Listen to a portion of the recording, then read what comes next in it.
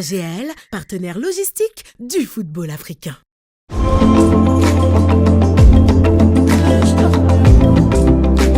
Vous regardez l'Africa 24 Football Club avec Coris Bank International. Coris Bank International, la banque autrement.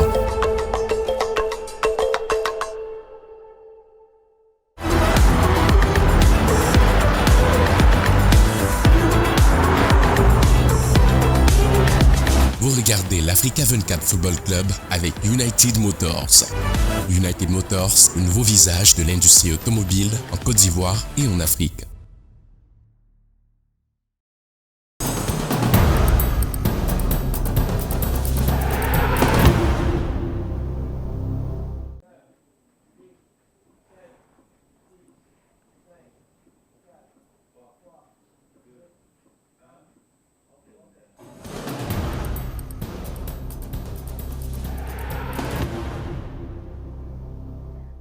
Bienvenue, vous suivez l'Africa 24 Football Club en direct de nos studios à Abidjan où se joue la 34e édition de la Coupe d'Afrique des Nations de football.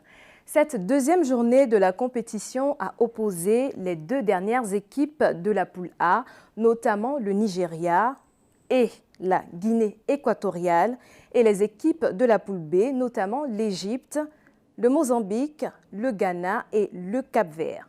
Pour analyser ces différentes rencontres, nous avons avec nous sur ce plateau Philippe Ndioro, ancien footballeur international. Bienvenue. Merci. Akwaba. Merci. Nous avons également Youssouf Fofana, ancien footballeur international, champion d'Afrique à la CAN 92. Bienvenue. Merci. Merci à vous. Alors, les derniers matchs de la poule A s'est soldé par un score de 1 but partout. Un but pour le Nigeria et la Guinée équatoriale. Un score qui a été ouvert par la Guinée équatoriale à la 36e minute de jeu. Oui, la joie s'est rétrécie. Oui. On fait face à l'égalisation du Nigeria à la 38e minute de jeu. Ce scénario est assez surprenant pour vous? Ce scénario est surprenant, oui et non, parce que être favori sur le papier, c'est une chose. Le terrain, la vérité du terrain, c'en est une autre. Et le Nigeria, avec cette attaque en or avec le ballon d'or africain, 10 buts en qualification, on pensait que la Guinée n'allait faire qu'une bouchée de la Guinée. Et la Guinée équatoriale, encore une fois, comme au Cameroun, est là, bien présente. Et vous? Moi, j'étais un peu surpris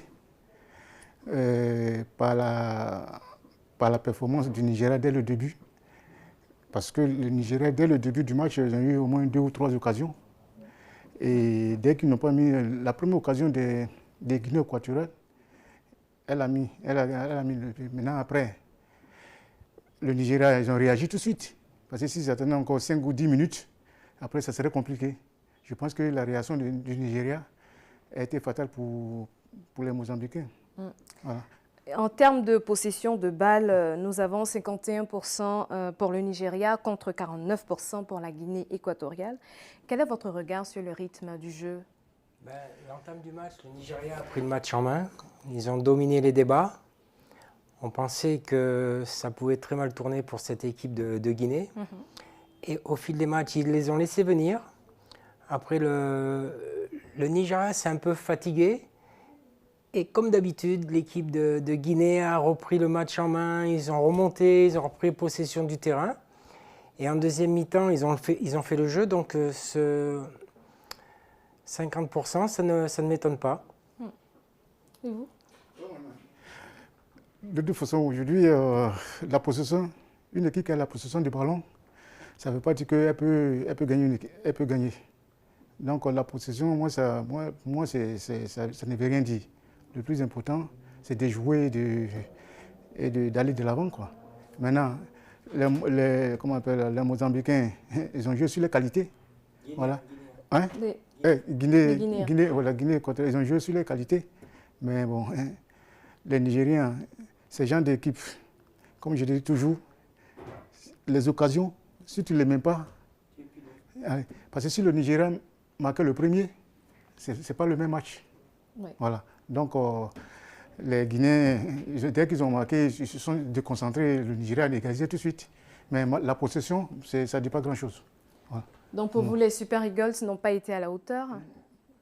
Ils n'ont pas été à la hauteur. Enfin, c'est pas qu'ils n'ont pas été à la hauteur. Le football, ça doit jouer. Mais ce que je veux dire, c'est que j'ai plein d'amis ivoiriens par rapport à la victoire de la Côte d'Ivoire 2-0, qui étaient un peu mécontents parce que ceci, parce que cela. Maintenant, ils vont comprendre que le premier match, ouverture de la CAN, vu par le monde entier, avec le président, le chef de l'État, son épouse, tous les présidents du monde, c'est une pression énorme pour l'équipe.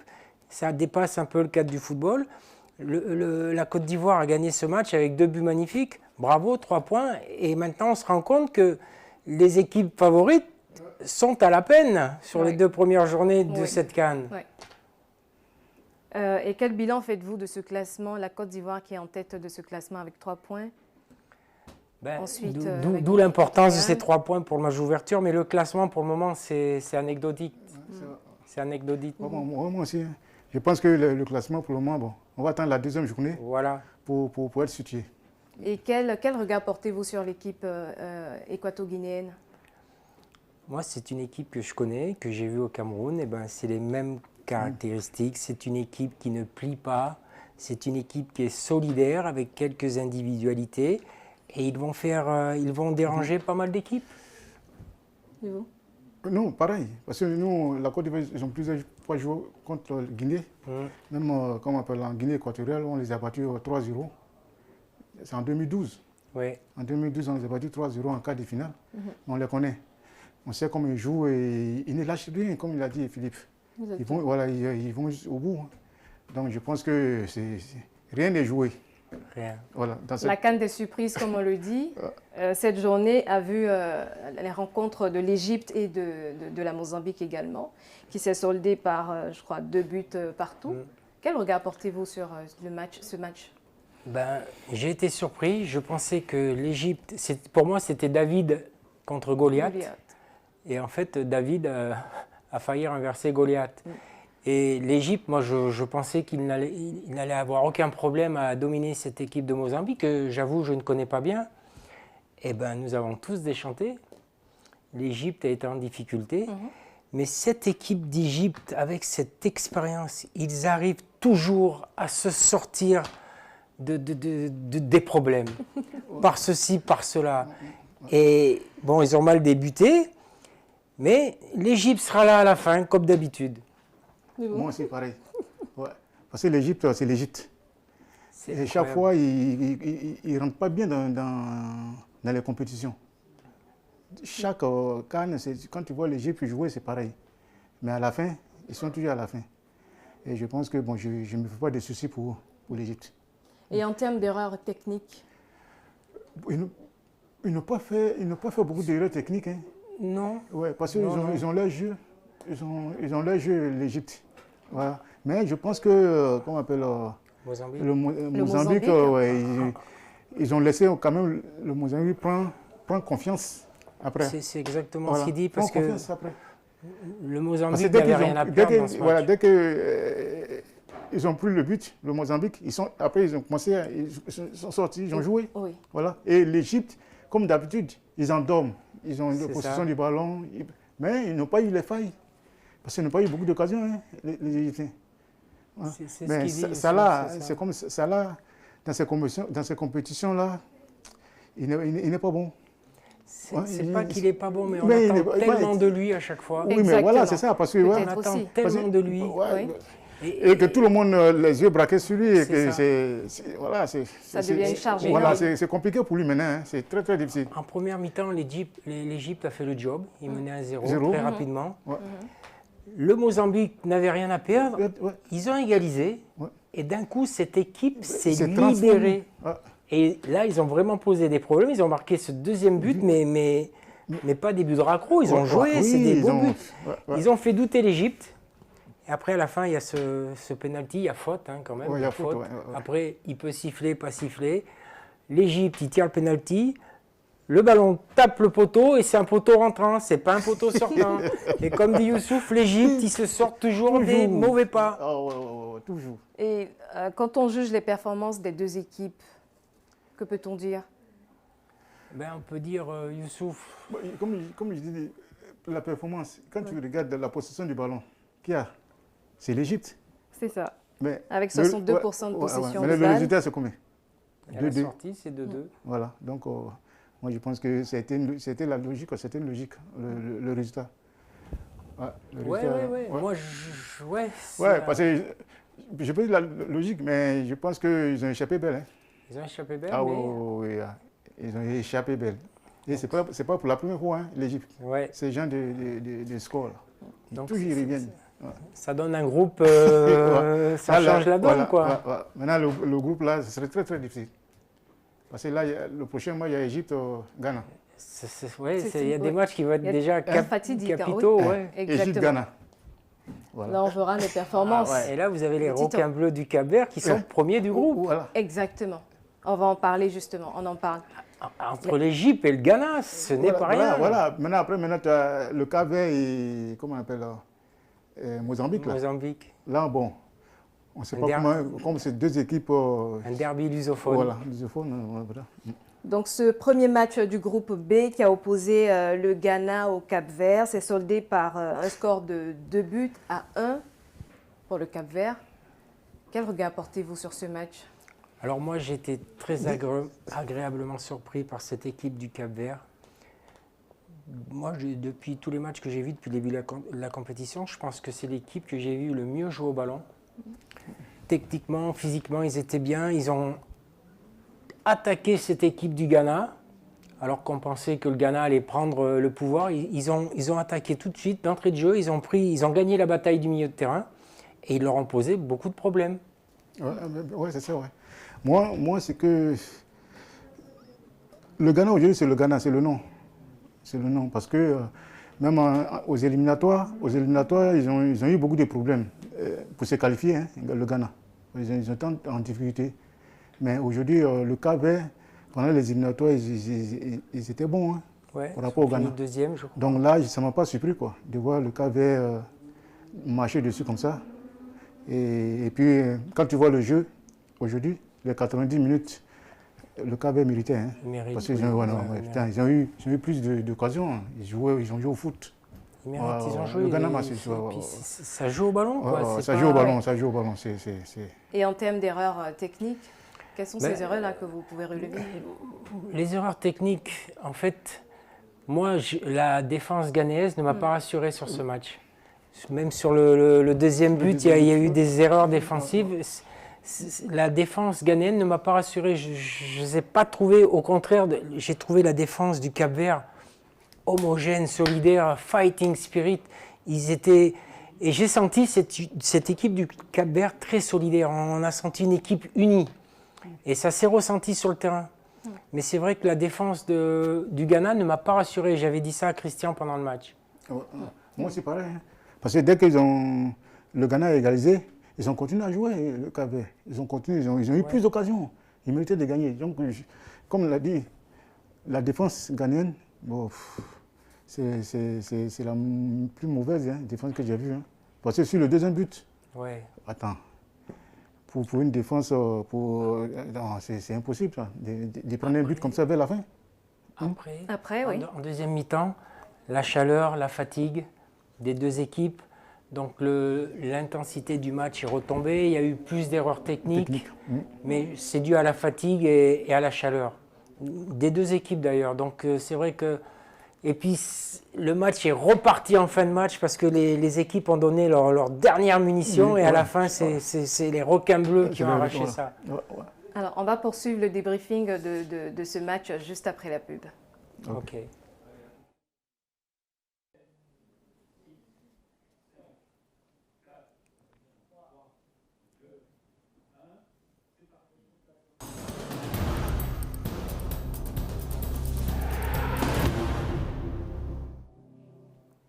Deuxième partie de l'AFC et nous sommes toujours en compagnie de nos invités, M. Philippe Ndioro, ancien footballeur international camerounais. Merci d'être là. Akwaba. Merci de nous accompagner. Et Youssouf Fofana, ancien footballeur international ivoirien, champion d'Afrique 92. Merci d'être là. Merci aussi. Alors, nous allons terminer cette analyse sur le dernier match de cette journée, le match de la poule B, qui a opposé le Ghana et le Cap-Vert. Et je crois qu'on va revoir les classements.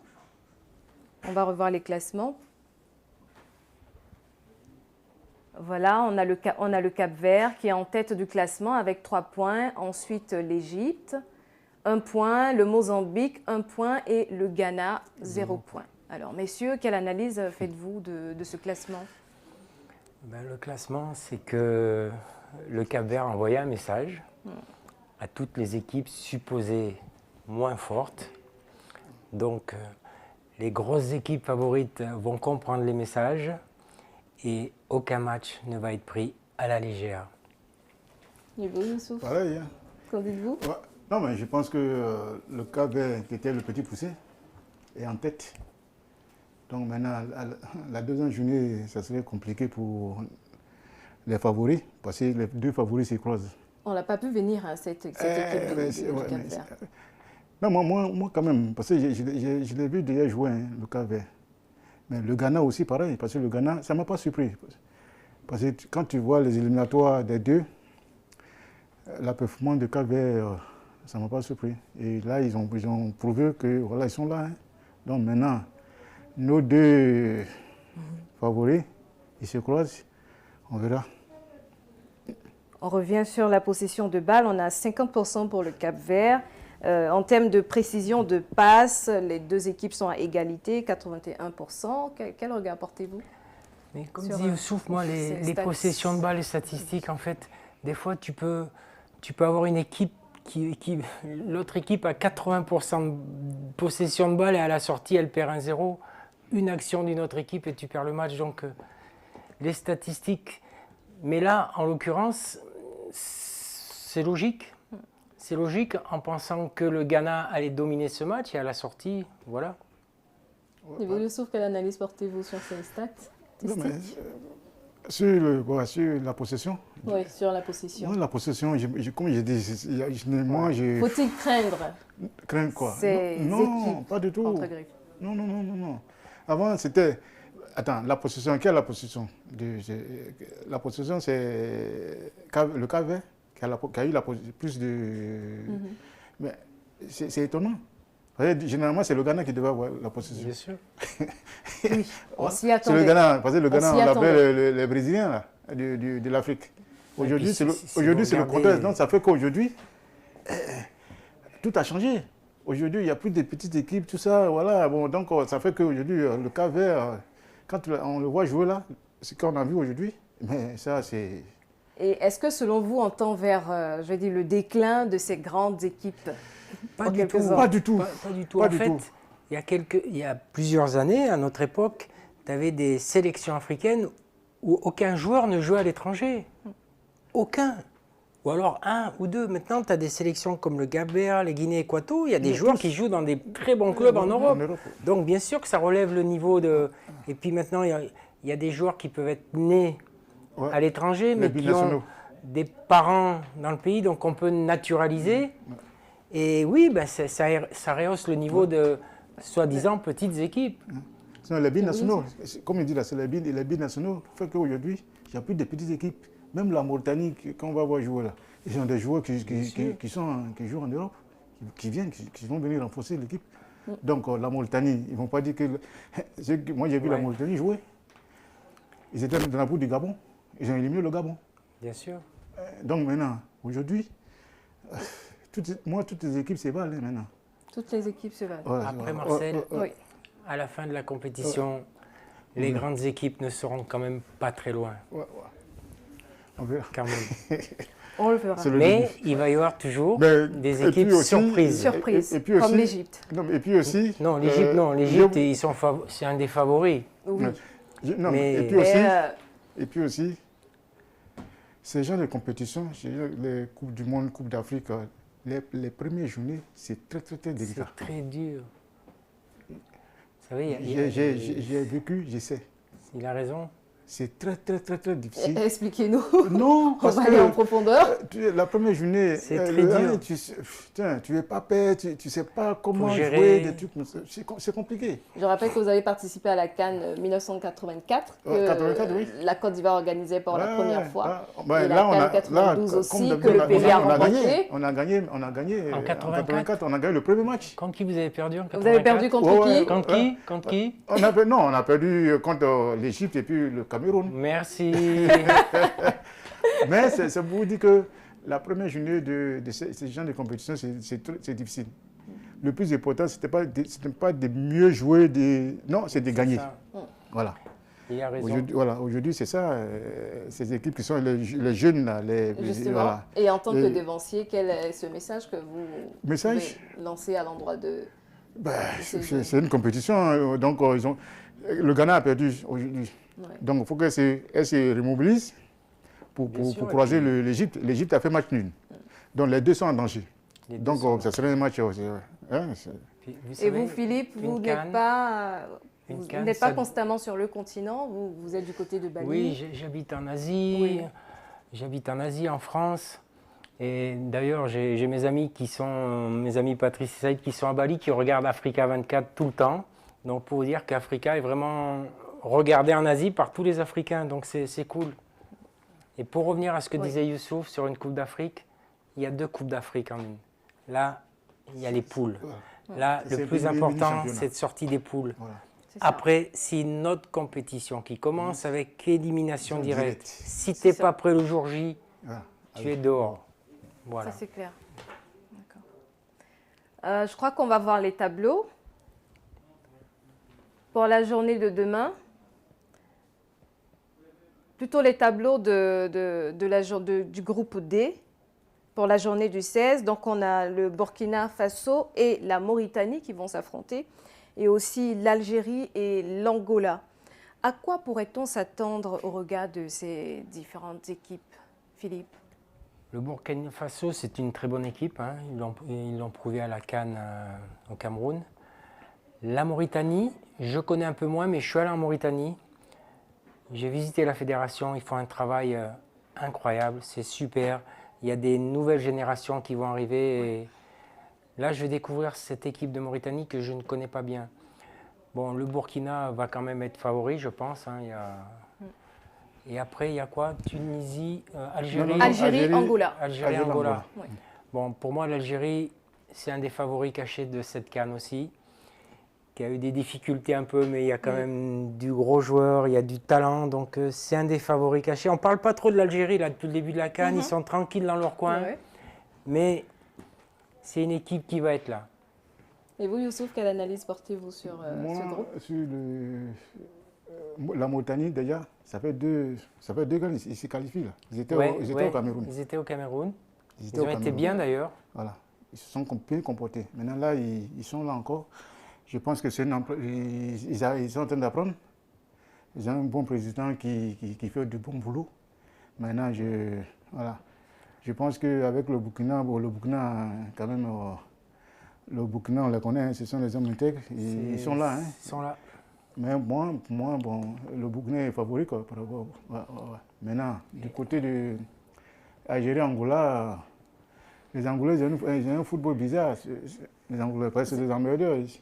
Ils jouent, comment on appelle ça? Ils sont athlétiques. Je connais pas bien. Oui, ils sont athlétiques, les Angolais. Les Algériens, moi j'ai peur des Algériens parce que en Afrique aussi, je ne sais pas.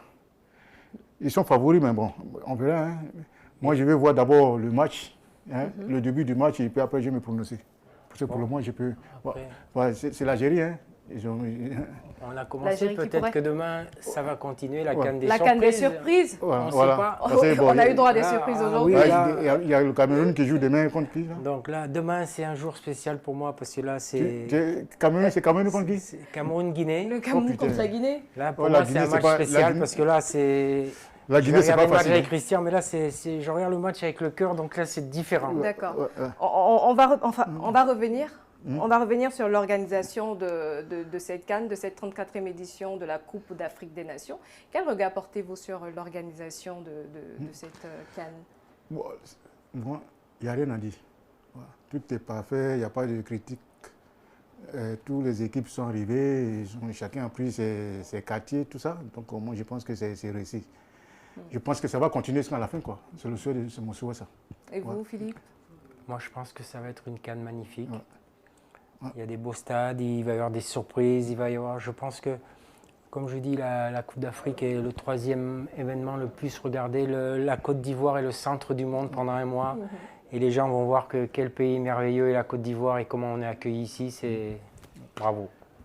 Et l'importance de la CAN pour le continent? Mais la CAN, quelle est votre vision là-dessus? La CAN, c'est fabuleux pour l'Afrique parce que les gens peuvent voir l'Afrique. Maintenant, les gens voient que nous avons des joueurs qui sont parmi les meilleurs joueurs du monde. Et un jour, une équipe africaine va gagner une Coupe du Monde. Je ne sais pas quand, Oui, mais bien sûr. mais bientôt. Moi, je pense que non, mais la CAN, ça permet de réunir toute l'Afrique. Hein. Voilà. Donc, il y a un moment, le président de la FIFA voulait mettre ça tous les 4 ans.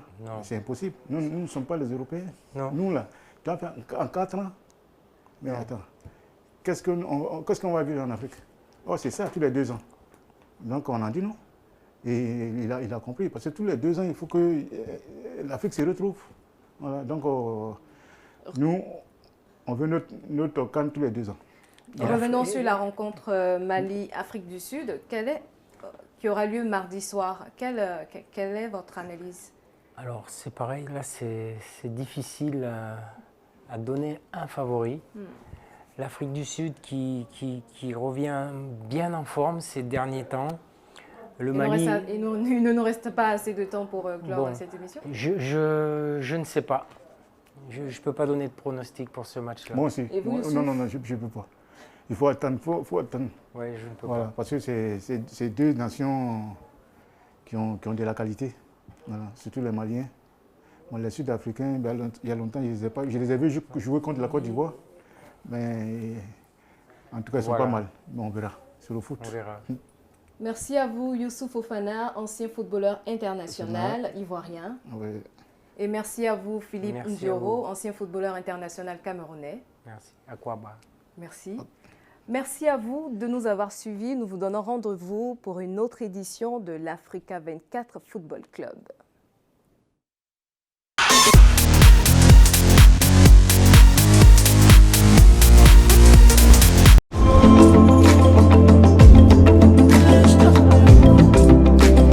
C'était l'Africa 24 Football Club avec Coris Bank International. Coris Bank International, la banque autrement.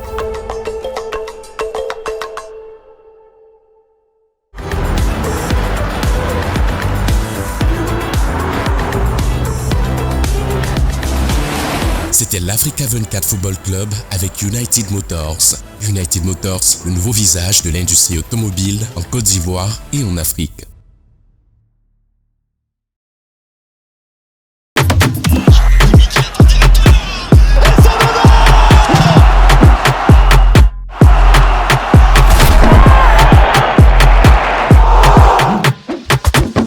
Ce ballon dans la profondeur, Zirkon a récupéré cette balle et c'est bien joué.